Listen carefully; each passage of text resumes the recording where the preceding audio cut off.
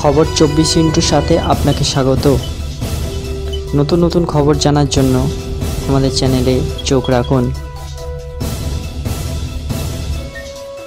নমস্কার দর্শক বন্ধুরা, খবর 24/7 আপনাকে স্বাগত। নিয়োগ দুর্নীতি কাণ্ডে ইতিমধ্যেই চাঞ্চল্যকর অভিযোগ উঠে এসেছে।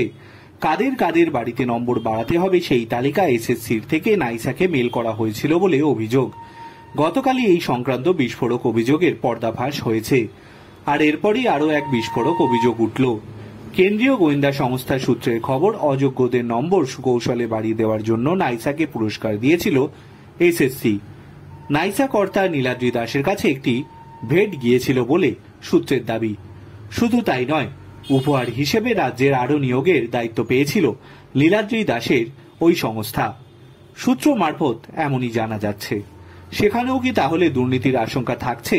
সেই শঙ্কা উড়িয়ে দিচ্ছে না সিবিআই সূত্র, কারণ নাইসা কর্তা নীলাদ্রি দাসের কাছে তখনকার হাই পাওয়ার্ড কমিটির চেয়ারম্যান শান্তিপ্রসাদ সিনহার থেকে মেল গিয়েছিল বলে সূত্রের দাবি।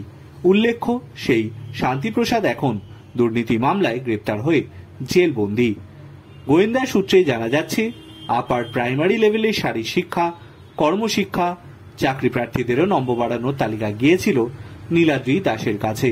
খোদ শান্তিপ্রসাদ সিনহা সেই তালিকা মেল করেছিলেন বলে সূত্রের দাবি। সিবিআই সূত্রে খবর যে সিআইডিতে মেল করে ওই মেলটি গিয়েছিল।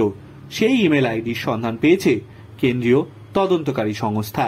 ওই ইমেল আইডির ইনবক্স থেকে মেল পুনরুদ্ধার করতে সক্ষম হয়েছে কেন্দ্রীয় এজেন্সি।